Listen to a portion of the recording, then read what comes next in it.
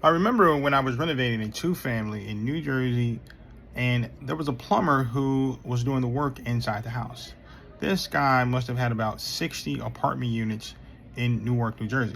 For those that know Newark, it sounds like New York, but it's Newark, New Jersey. I probably said it wrong. Nonetheless, I asked him how was he able to amass these 60 units. He was telling me that the money that he made from plumbing, which was his first line of trade, is the money that he put into buying units. And so he got to a point where not only was he buying them and renting them out, but he was also developing. So he would buy, let's say, a plot of land.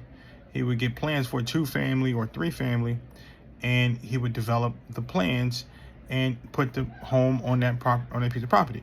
And he would always complain about how the city would complain about passing, for the electrical or the plumbing or the roofing.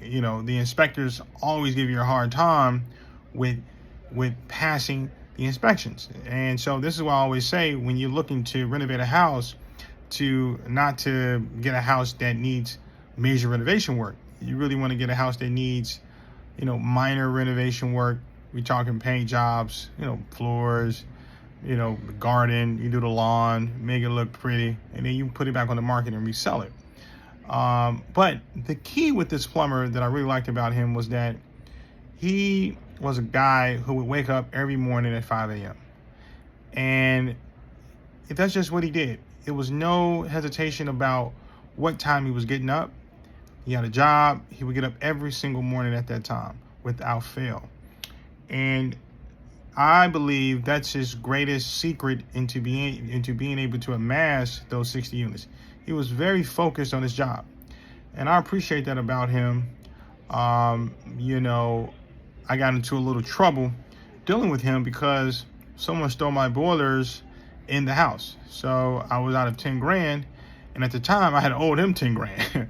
So the 10 grand I was supposed to give him, I ended up using that 10 grand to buy the new boilers because the insurance company did not cover the boilers. So I was in a pickle. But he was patient with me. He sent me a lawyer. He sent me a letter from his lawyer. I ended up paying him back the money when I refinanced on the house. When I sold the house, I paid him back. So he was happy. I hope he was happy.